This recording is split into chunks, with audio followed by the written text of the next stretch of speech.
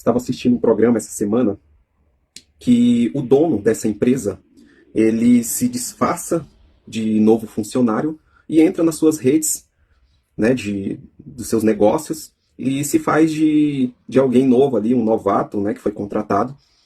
E é muito interessante porque dali ele consegue enxergar, né, o que realmente está acontecendo com a empresa, consegue enxergar o dia a dia dos empregados, consegue enxergar talentos, consegue enxergar os problemas. E isso me chama muita atenção porque eu lembro de duas empresas que eu participei. Uma delas tinha esse hábito de contratar alguém como um cliente misterioso. Eu não lembro agora qual era o nome certo, mas era um cliente misterioso que ia lá como se fosse comprar e quem atendesse ia passar, né, por esse teste. Era bem legal. Às vezes também o dono aparecia de surpresa, ninguém sabia quem era o dono, a gente sabia o nome do dono, mas não sabia quem era, não aparecia, a gente não tinha contato. Às vezes aparecia de surpresa lá para ver como que as coisas estavam funcionando. Numa outra empresa, eu achava legal porque dentro da cultura da empresa era obrigatório aquele de alto escalão estar no chão de fábrica, ali junto com os funcionários. Todo mês ele estava lá, passava um dia, 2 ou 3 dias no chão de fábrica, coletando as informações, vendo os reais problemas, vendo o dia a dia dos funcionários, as dificuldades, os problemas, aquilo que precisava ser corrigido.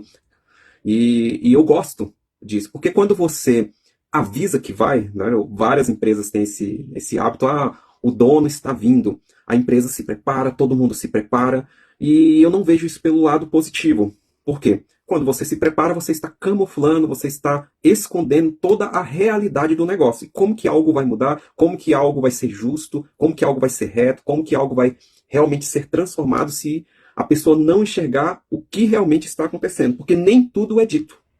É dito o que interessa, os pontos mais cruciais do negócio. Mas ali no dia a dia, quem é quem, essas coisas não se pegam, porque as pessoas se preparam.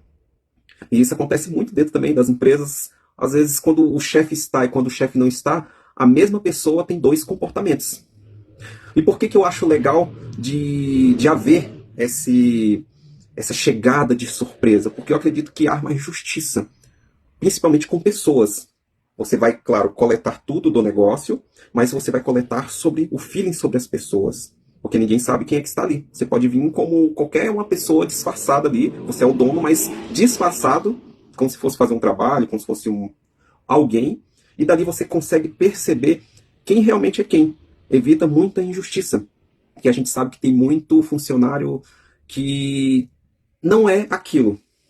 Ele ele se mostra na frente das lideranças de uma forma, mas por trás é outra pessoa, no dia a dia, às vezes não é uma pessoa tão bacana de lidar, às vezes é uma pessoa tóxica, uma pessoa difícil, e determinados comportamentos, caráter, a gente só pega no dia a dia, a gente só pega ali quando a gente está vendo, coisas que, se você mandar falar que está indo, ele vai se preparar e dificilmente algum dia vai ser pego. E com isso, né, o trabalho deveria ser feito nesse análise de comportamento, tem um departamento de RH que deveria fazer esse trabalho com mais eficácia, mais minucioso, com mais detalhes, com mais cuidado, menos entrevista, mais chão de fábrica, mais lá no meio do povão, porque senão você nunca pega aqueles que realmente estão disfarçados e acaba dispensando ou frustrando ou não valorizando quem realmente é. Que às vezes é uma pessoa que não consegue, faz um bom trabalho, mas não é aquela pessoa comunicativa, não tem, né, não consegue aparecer, mostrar. E aquele que é malandro, né, ele sabe se amostrar, pode talvez fazer algum bom trabalho, mas ele acaba se utilizando dessas virtudes que ele carrega para disfarçar o mau caráter e a pessoa tóxica que ele pode estar sendo naquele local. Então, para fechar, eu lembro de uma empresa que eu trabalhei que eu fiz isso.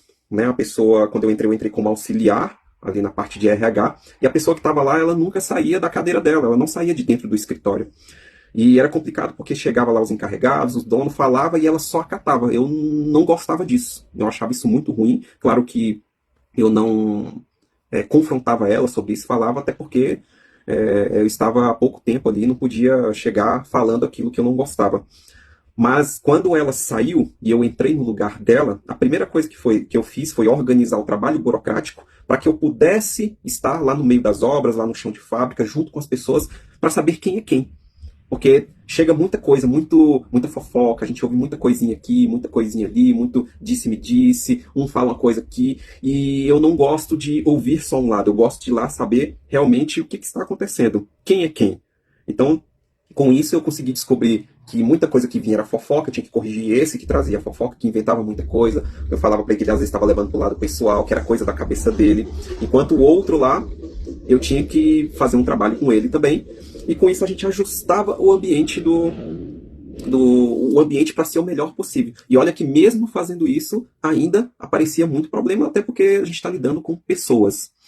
Né? Então, eu acredito muito que a gente deve, ao máximo, arrumar formas de descobrir quem são realmente as pessoas, quem são as pessoas que realmente estão ali, que precisam ser valorizadas, e quem é que está ali, que está em oculto, disfarçando,